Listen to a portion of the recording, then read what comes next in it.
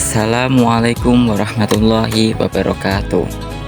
Alhamdulillahirabbil alamin wa bihi nasta'inu ala umuri dunya waddin wassalatu wassalamu ala asyrofil anbiya'i wal mursalin sayyidina maulana Muhammadin wa ala alihi washabbihi ajmain amma ba'd.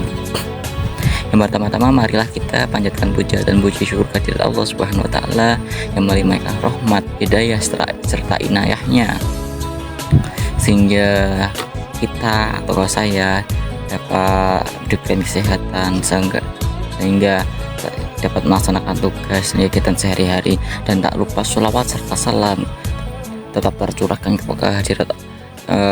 kepada Nabi Muhammad SAW telah menjunjung atau menuntun kita dari jalan kegelapan ke jalan terang benerang, yaitu hadinul Islam wal ilman.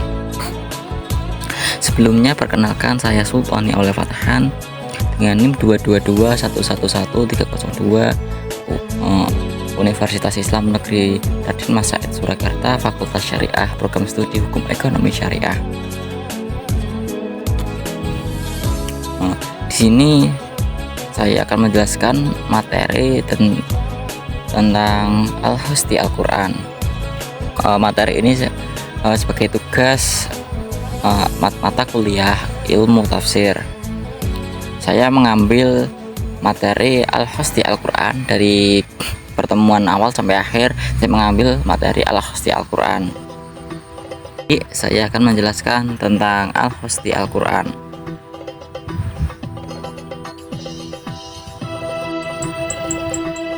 Hos menurut bahasa adalah lafaz yang menunjukkan arti yang tertentu, tidak meliputi arti umum. Dengan kata lain, sedangkan hos menurut istilah atau terminologi adalah lafaz yang menunjukkan sesuatu yang dibatasi dengan pribadi atau bilangan. Sedangkan menurut ulama usul fikih adalah lafaz yang diwadokkan untuk menunjukkan kepada orang yang tertentu. Saya juga pernah mendengar pada pendapat para ulama, yaitu yang umumnya seperti ulama yang paling terkenal, yaitu menurut Mana Al-Qattan, lafaz odds adalah lafaz yang merupakan kebalikan dari lafaz am, yaitu yang tidak menghabiskan semua apa yang pantas baginya tanpa ada pembatasan. Ada ulama lagi yang mendefinisikan tentang host, yaitu menurut Abdul Wahab Khalaf, yang sering dipakai para mahasiswa atau dosen-dosen, yaitu Abdul Wahab Khalaf. Itu lafaz host adalah lafaz yang digunakan untuk menunjukkan satu orang tertentu. Begitu.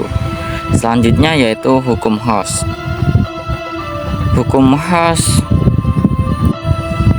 bila ada suatu lafaz host dalam nas syar'i, maka makna host yang ditunjuk oleh lafaz itu adalah qat'i, bukan zonni. Contohnya pada lafaz Quran surat Al-Baqarah ayat 228. Mohon maaf saya tidak mencantumkan tulisan Arabnya karena saya sendiri masih belum tahu caranya mengetik lafaz tulisan Al-Quran dalam teks ini, karena saya sudah mencoba menyalin lafaz Al-Quran dari Google ke sini, hasilnya amburadul acak-acakan. Mungkin bisa dilihat sendiri ayat dan terjemah pada Quran surat Al-Baqarah ayat 228.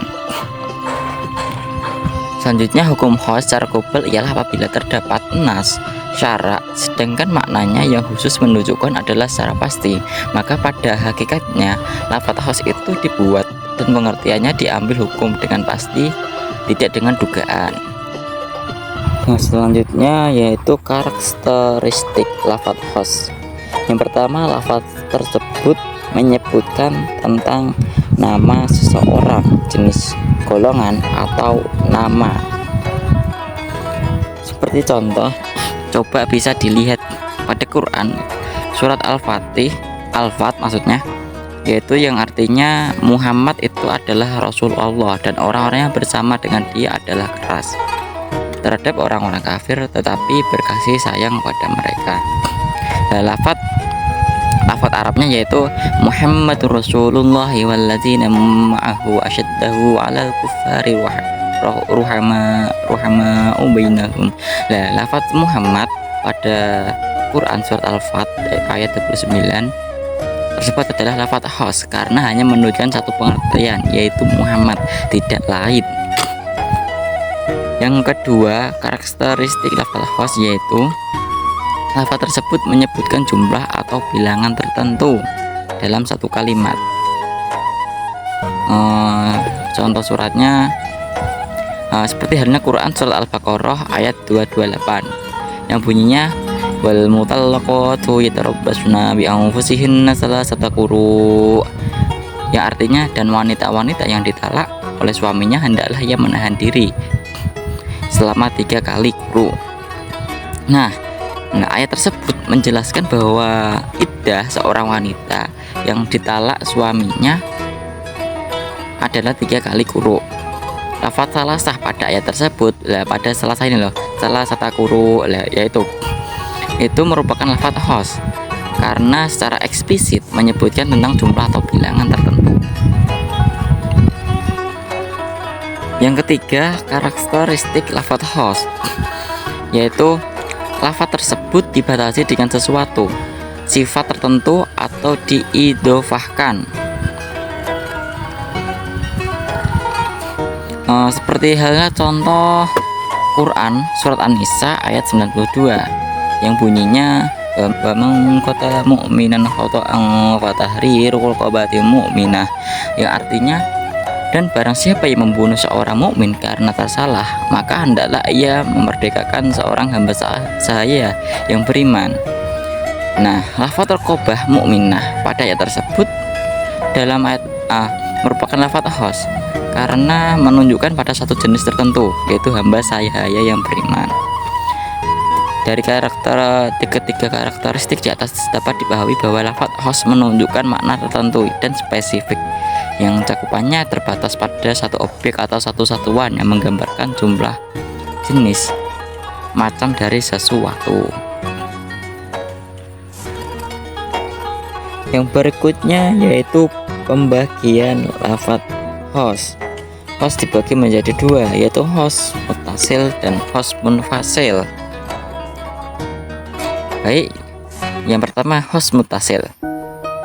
Khas muttasil apabila makna satu dalail yang mengkhususkan, dalail maksudnya petunjuk, berhubung erat atau bergantung pada kalimat umum sebelumnya. Sebagai contoh, misalnya seorang berkata, dia sendiri tidak menjaga kebersihan. Perkataan tersebut tidak akan ada bila tidak didahului oleh kalimat sebelumnya. Sebagai contoh firman Allah pada dalam Quran surat An-Nisa ayat 92 yang artinya barang siapa membunuh seorang beriman karena tersalah, hendaklah dia memerdekakan seorang hamba saya beriman. Pada ayat tersebut menunjukkan sifat yang mengkhususkan, yaitu sifat mukmin, yakni dikhususkan pada hamba yang mukmin, dan lafaz tersebut merupakan khas yang muttasil. Yang selanjutnya atau yang kedua, khas munfasil. Khas munfasil merupakan makna dalil yang mengkhususkannya, masing-masing berdiri sendiri, yakni terpisah, tidak kumpul. Sementara kalau muttasil berkumpul dan bersambung, kalau munfasil terpisah satu sama lain. Sebagai contoh hadis Nabi, Allah tidak menerima sholat salah seorang di antara kamu bila masih berada sehingga berwudu. Hadis tersebut bersifat umum, yaitu termasuk dalam keadaan tidak dapat memperoleh air. Kemudian dikhususkan oleh ayat yang berbunyi, dan jika kamu sakit atau sedang dalam musafir atau datang dari tempat buang air, atau kamu telah menyentuh perempuan kemudian kamu tidak mendapat air, maka bertayamumlah kamu dengan tanah yang suci. Mungkin itu saja yang saya sampaikan. Apabila kurang dan lebihnya mohon maaf. Apabila ada kesalahan dan ketidakjelasan atau ketimpangan saya, mohon maaf yang sebesar-besarnya. Wabillahi taufiq wal hidayah wa ridha wal inayah. Wassalamualaikum warahmatullahi wabarakatuh.